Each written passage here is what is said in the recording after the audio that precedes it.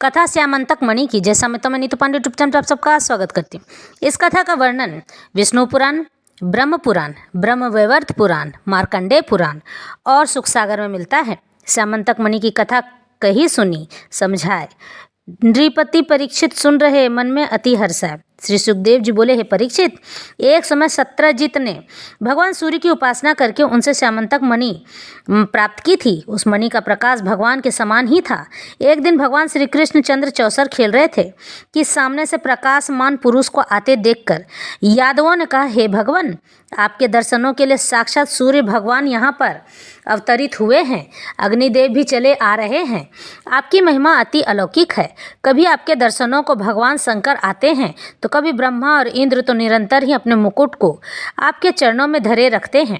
सामने से हमारे नेत्रों को चौंकाते हुए सूर्य भगवान ही चले आ रहे हैं। आपकी प्राप्ति का मार्ग सभी ढूंढते रहते हैं। श्री सुखदेव जी कहते हैं, हे परीक्षित, उन अनजान पुरुषों की बात सुनकर भगवान श्री कृष्ण चंद्र हंसने लगे और बोले, हे यादवों, यह सूर्य भगवान नहीं है। सत्रजित ने सूर्य भगवान की आराधना करके यह चमकीली मणि प्राप्त की है। इससे 8 भार सोना भी नित्य प्राप्त होता है, यानी कि 8 किलो। जब सब लोग इसी प्रकार की बातें कर रहे थे, उसी समय सत्रजित वहां आ पहुंचा। सत्रजित को देखकर उन यादवों ने कहा, अरे सत्रजित, यह तेरे पास अलौकिक दिव्य मणि है और अलौकिक सुंदर वस्तु का अधिकारी राजा होता है, इसलिए तू इस मणि को हमारे राजा उग्रसेन को दे दे। किंतु सत्रजित यह बात सुनकर बिना कुछ उत्तर दिए ही वहां से उठकर चला आया और उस श्यामंतक मणि को एक देव मंदिर में स्थापित कर दिया।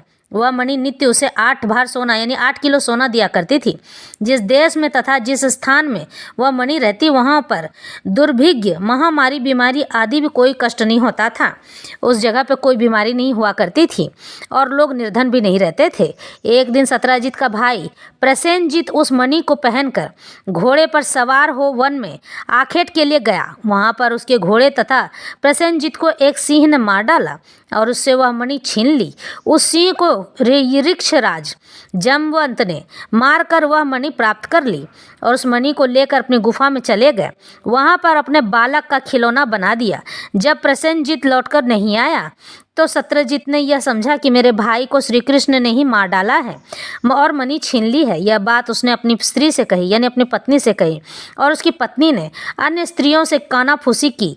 तब इसी प्रकार जब बात सारी द्वारका में फैल गई, जब भगवान श्री कृष्ण ने सुना कि मुझे व्यर्थ में चोरी का कलंक लगा है, तब वे उसे ढूंढने के लिए उद्देश्य से नगर में कुछ प्रमुख यादवों को लेकर रथ पर सवार हो श्यामंतक मणि की खोज में निकल गए। जब वे उस जंगल में पहुंचे तो वहां पर घोड़ा सहित प्रसेनजित को मरा हुआ देखकर वहां निकट ही सिंह के पंजों के चिन्ह थे। जब उन्हें प्रसेनजित के पास मणि न मिली तब वे उस सिंह के पंजों के सहारे ही आगे बढ़ते चले गए। तब उन्हें सिंह भी मरा हुआ मिला और वहां पर रीछ के पैरों के चिन्ह देखे, जो कि जामवंत के पैरों के चिन्ह थे, जो एक गुफा की ओर जा रहे थे।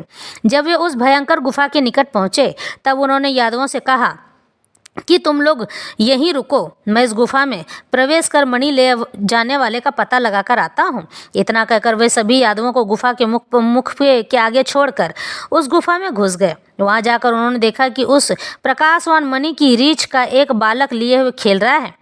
तब उन्होंने झट उस मणि को उठा लिया। जब उस जामवंत को यह पता चला तब वह अति क्रोधित हुआ और श्री कृष्ण को मारने के लिए झपटा।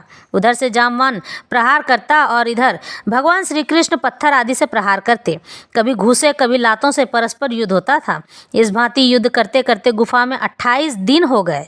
उधर जब यादवों ने देखा कि श्री कृष्ण नहीं लौटे हैं तब वे उन्हें मरा हुआ समझकर 12वें दिन के उपरांत ही वहां से चले गए। भगवान श्री कृष्ण जी की मार से वह महाबली जामवंत अति व्याकुल हो उठा और उसकी नस टूट गई। जब उसने अपने स्वामी रामचंद्र जी का स्मरण किया, उस समय भगवान श्री कृष्ण ने ही रामचंद्र जी के रूप में प्रकट होकर उन्हें दर्शन दिए थे।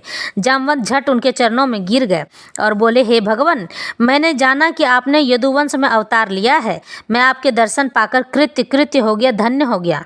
इतना कहकर उसने भगवान श्री कृष्ण की प्रसन्नता के लिए अपनी कन्या जामवंती श्री कृष्ण को ब्याह दी और वह मणि उनको दहेज में दे दी।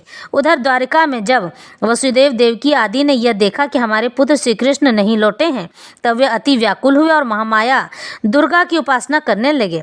तब दुर्गा ने प्रकट हो उन्हें आशीर्वाद दिया कि तुम्हारा पुत्र तुम्हें अवश्य मिलेगा।